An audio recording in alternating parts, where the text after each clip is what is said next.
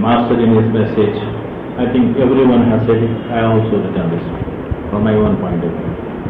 Master in his message on the Basanth Panchami 1982 said, we are all brethren connected intellectually, morally and spiritually, the main goal of human life. This and that have gone now. There remains purity alone in all this work and environment, which reveals the destiny of the persons with the ultimate. Later in August 1982 in Paris, he made the statement that cooperation is the way of, is the life of coming events also, and if they are wavering, they will be wasting power. We are united in the common cause, keeping towards the proper order, the good of man and humanity. Earlier in 1981 he said, there is no question of separation. We are all coming closer and closer. This is a message to all. All these statements, the call of the Master to work in unison and cooperation is stressed. This or iham and that param, that is this world and the other world, is one meaning we can read into this subject. Or we may take it to mean me and not me, as the theme suggests. Or we may take the cooperation of the individual with the divine, may be considered as the purpose. With all these aspects, we can take the messages and try to live a life of cooperation. This is what the earlier messages dealt with, earlier speakers have dealt with. The feeling of separateness that makes the concept of this and that relevant itself is a matter of concern for a sadhaka in the spiritual life. This theme was stressed by Dr. Yaji. I feel I am seeing the world during the meditation and during the day from my angle of awareness. Day in and day out, the divinely human incarnation me processes takes me to a place where that sees all humanity dancing on top of the world. I also helplessly perceive so much of what we are in meditation and are saying and doing as moments in transition to deeper levels of understanding. There are realities of our existence and relationships. This has been more so while working on others as a trainer. It has never been all that comfortable to work on the aspirants.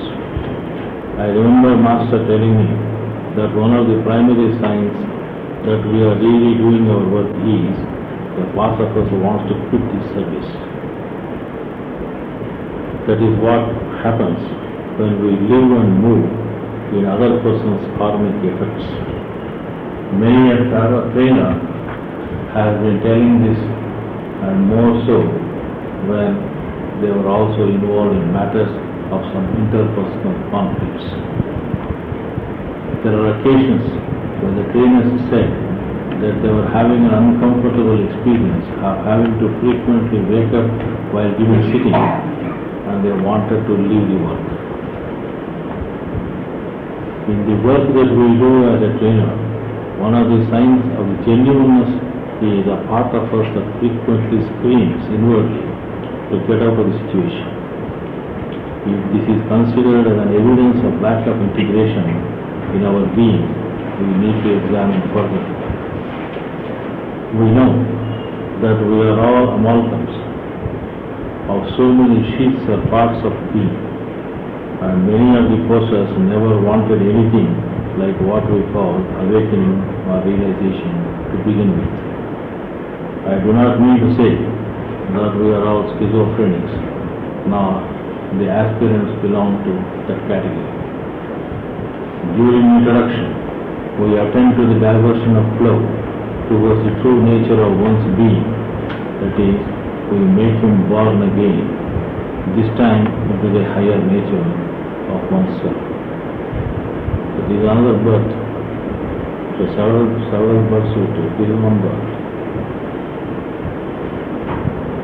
Whether or not he or she is awake in what we call the second birth Each person has a natural identity that is not only latently divine as well as human, but also has the fragments of all kinds of sub-identities and frequencies of selfness that does not move in compatible frequency to the personal that we prefer to display to the rest of the world and to ourselves.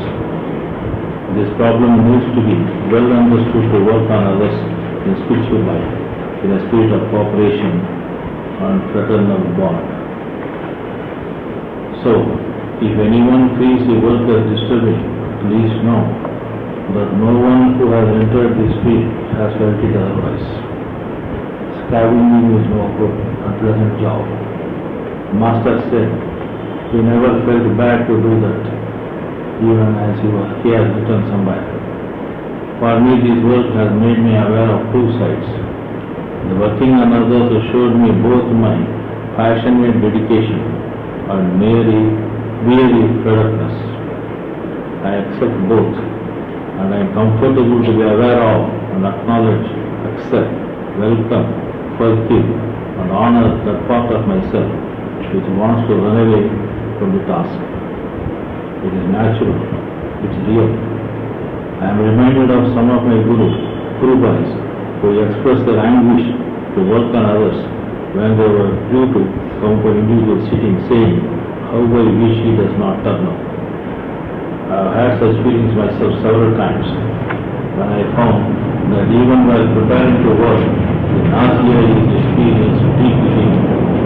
How strongly we feel these impulses may vary, but they are always there, appearing in the natural rhythm of our lives. Cooperation is the way of things to come, as Master said. Cooperation in such circumstances, as stated above, is really demanding and challenging. The concept of Bodhayanti Parasparam that I have been talking about since inception of the ISRC will have no meaning if the difference between this and that is maintained. I agree that during the decade and more, the work done in ISRC was necessarily generated by the processes started by my humble self for quite some time. I was the sole bearer of the principle of Bodhayanti Parasparam. It was a heavy load to carry alone, especially since by its very nature it must belong to many to be both actual and true. I do hope that my feelings are felt in the hearts of the aspirants and co-travelers in the path. I have often told many persons that if I remain the sole holder of the vision, that's all it could ever be. It could be a vision.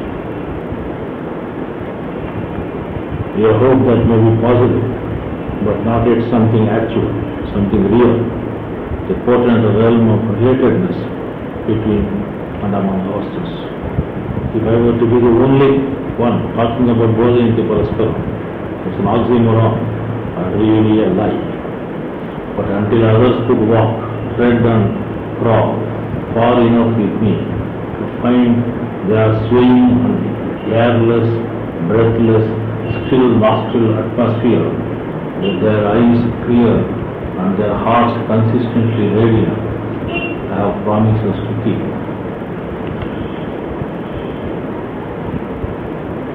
My request to those who are blessed with the conditions of the higher regions in spirituality during meditations to honor the same and live according to their status, that is to work with comfort, with confidence and courage, with the knowledge of the condescending divine support, and ignoring our own petty lapses has been yielding results of sorts. It is over 3 decades since my swimming in the dry desert started, and my efforts to bring a few to the shores of the ocean have but partially succeeded. I consider the main reason for this is that they want this to be totally eradicated and that alone to be seen. This is a fixation and a notion based on imaginary ideas of realization. It should be understood that this as well as that are in their true nature not different. This is the law of life, where positive and negative always maintain a balance. The physical balance and the theme of Yin-Yang.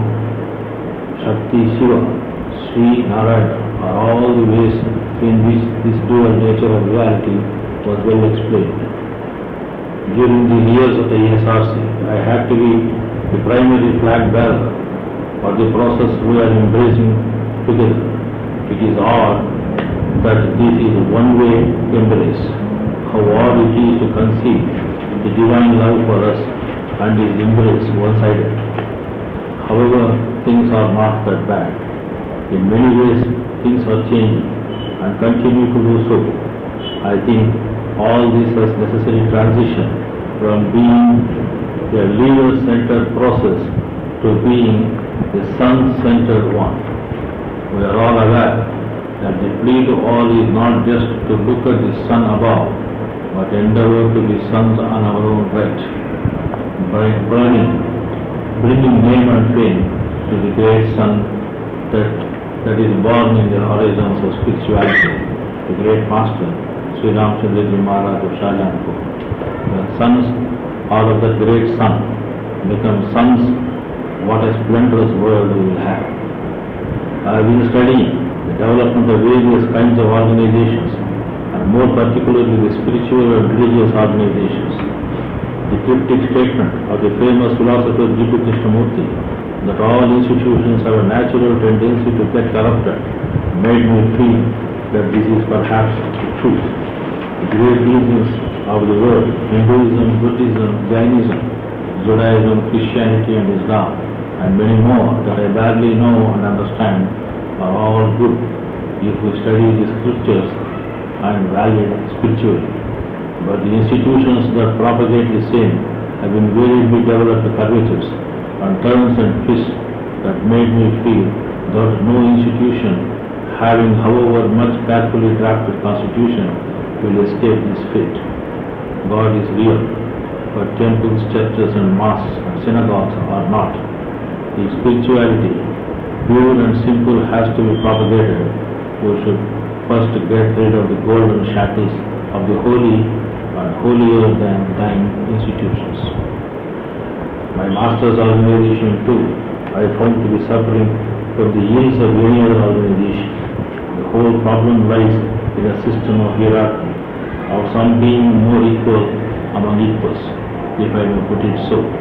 Leadership is a problem in spirituality, where all the children of God, where all are children of God, somehow there appears on the scene the Son of God, and there are many sons of God, as well as religions and cults, and surprisingly no daughters, who keeps his unique place of importance. After all the progress humanity made, there is still the sheep and lamb, with its gregarious instinct in us, and majority of human beings seem to be happier to be sheep and lambs than lions and lionesses. The founder of any system, by virtue of his genuine eagerness to share and spread the understanding and the way found by him, often makes a choice amongst his followers to be the best suited to continue the tradition. Once such a choice is made, that chosen disciple somehow becomes more superior to others, who are also well informed and enlightened. It is impossible to have more than one authority without sacrificing the efficiency of the system. The hierarchy is the outcome, and to destroy the ladder is the first game that starts simultaneously. Mutuality and cooperation is the first casualty, and togetherness is gone forever. Lord Buddha's parting words are, "You should respect each other, follow my teachings, and refrain from disputes. You should not, like water and oil, repel each other, but should, like milk and water, mingle together, study together, learn together, practice my teachings together. Do not waste your mind and time in idleness and quarreling. To enjoy the blossoms of enlightenment in their season and harvest the fruit of the right path. The teaching which I have given you, I came by following the path myself. You should follow these teachings and conform to their spirit on every occasion." Similar words from other founders of the various paths of divinity are there. Yet the fact remains, there is more conflict and ill will there are cooperation and goodwill amongst the followers of any path. The melody is only in the positions according to hierarchy. It struck me that we should avoid that trap and move always in a spirit of cooperation. Well, that is the problem of the position or rank in the hierarchy. Closely related to that is the power that arises from the possession of property and institutions. When there is no property, power and form slowly fades out. Even collective responsibility for property can lead to squabbles and conflicts. We have taken precaution to ensure that our institution has no property of any kind. We have seen the new Darshana coming forward, holding the new visions of the living spirit of being. A new path of grace has been opened, which optimally maintains and enhances the best of what was before. When the system was sought to be misrepresented and the old wine is again getting served in new bottles, I pleaded for a cooperative and mutually assisting method of propagating the great system of yoga of our master. In the midst of the superiority of the persons and the power of Pranahuti was sought to be exploded. To a large extent we succeeded in that. But the myth that there can only be one enlightened realized person needs to be shattered, and that is possible only by dedicated efforts of many aspects. I am committed to not being that arrogant, unyielding, disempowering kind of person who founded the institute along with others. I know that I am on the parapet wall of a deep well, dancing my way through along the others, who for some reason consider me as more than their equal. My running on the wall of the well, which is circular, is mainly to show that there is no one who can be considered as ahead of the others. I am aware of the fact that I am bereft of certain of the fierce qualities of mutuality that are potential at least for all other participants. I am somehow seen as the original progenitor of the whole process for every person who has come to live in this path that leaves me terribly alone outside the homeland. Master is there, my friend leaves me not anytime. But the longing for human companionship is the basis of cooperation. Enlightened though we are, the journey is infinite, and new visions and wonders are there to be shared. This and that, this though has gone, that is a never-ending charm. However, I am at peace with that.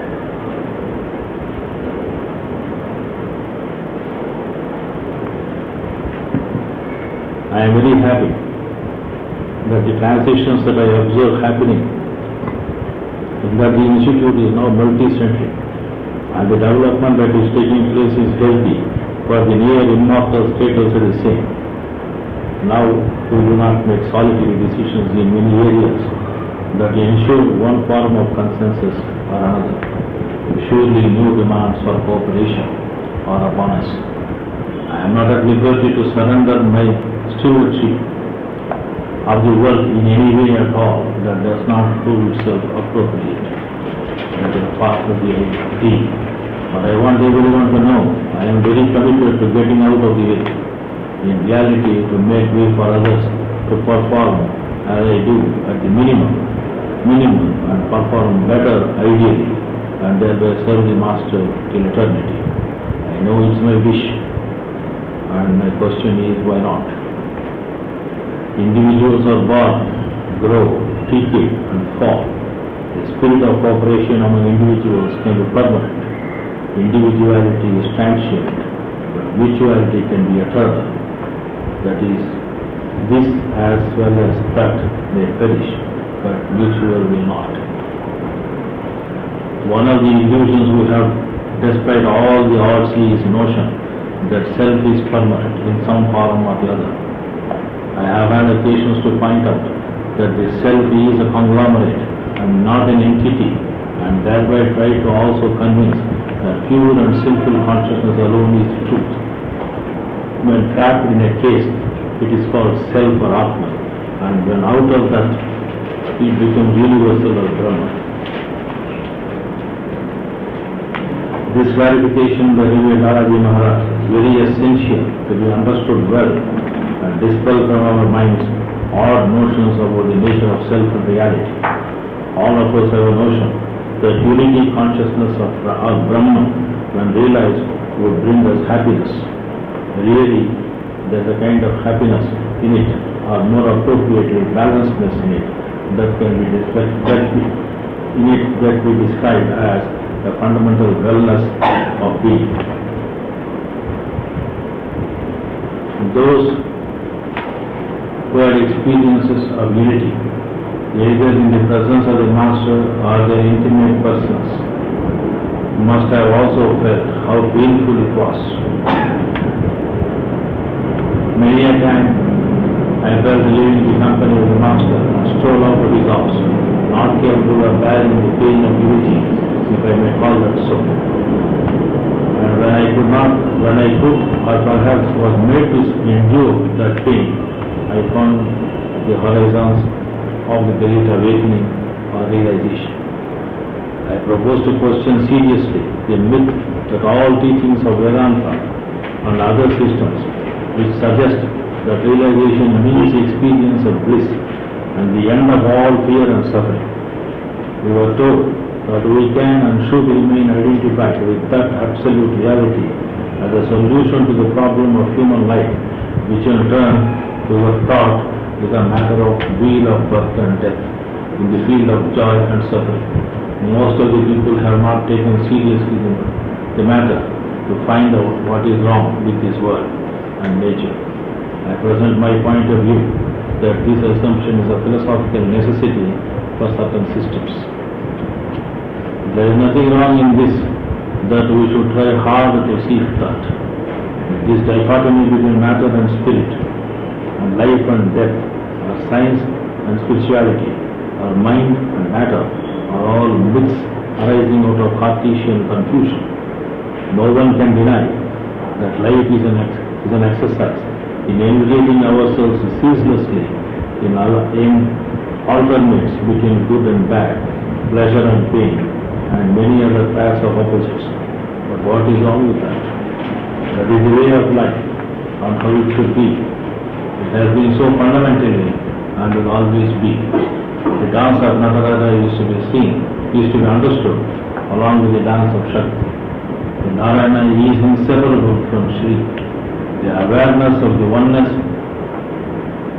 of these two principles is the key to the understanding of the spiritual basis of all existence. Examining the notion of unity, we find that unity consciousness could only mean the realization of that which unifies all and everything. All our knowledge is sensate in origin. Meditation also, if you observe carefully, is tied up with the empirical sensory knowledge. That being so, there is no logical necessity to postulate the self. As Dr. Kesavadacharya puts it, the self is not known by any amount of sensory empirical, even when such an empirical becomes profoundly meditative and contemplative. We should also note that the sensory intuition of the jhana never went beyond the supersensory or more subtle sensory, but tied up to desired elements, central to persistence of the sensory empirical reality. Once this limitation on man's knowledge is understood, it is clear that the transcendent or non-sensory intuitive realization of the self becomes impossible. Nirvana, freedom from all vana or movement of ego-centered desires, is surely experienced as a non-sensory empirical thing having non-negative characteristics. This leads to the awareness of that all things are relative and all non-things absolute. If this nirvana is to be equated with God realization, we have to answer how that realization could be only what is good and doing. How could unity also not include everything else, like everything bad and evil? This was the dilemma of Buddhists and Advaitis. By insisting that realization means only perfect bliss, happiness, and such other fairy tale endings, a notion totally unwarranted, they found the only one way to resolve the problem is to declare the entire universe of opposites to be an illusion, a mirage, born of the unenlightened state of consciousness. If you persevere to live in this belief bubble that is self-reinforcing, there is probably nothing that would enable the any to come out of this illusion or Maya. Remember Lord Krishna warned that this Maya is difficult to overcome. Instead, if we accept this world as real, we will find that unity consciousness is only that awareness which includes all happiness, all suffering, and all that we call human and divine. This awareness then would be seamless, vast oneness that is balanced and integral to the core of our being. The omnipresence of the being is large enough that it envelops the entire existence of Jada and Ajada. It's all emptiness, all fullness. It is this consciousness that can embrace pain as part of the unity consciousness. This pain is crucial to understanding the original sacrifice offered by the Purusha when it willed its manifestation. It is the same type of pain that is behind the Pranahuti. It is this pain of unity that is the most important aspect of our being that is waiting to be realized. That is because our entire being and indeed our entire universe revolves around this central point of sacrifice and derive all its power from the very ahuti that is done. The restlessness for unity is alive in us as the heat of aspiration. It is painful to bear, nor is it something that can be wished away. That is why Master says everyone will one day reach the goal. When we understand that the world is real and there is no need to deny it as Maya and agree that the united consciousness includes pain, and if we as lions embrace that pain most courageously, we will enter into that unity consciousness. We will then learn to stand on our own divine strength that fuels us into divine action at the heart of our existence.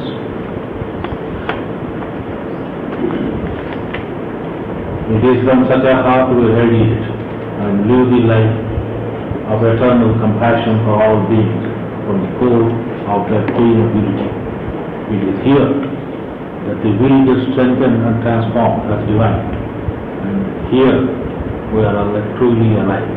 Working in consonance with the divine then is both endlessly sad and boundlessly delicious, and that is the true bliss where the pair of opposites get abolished.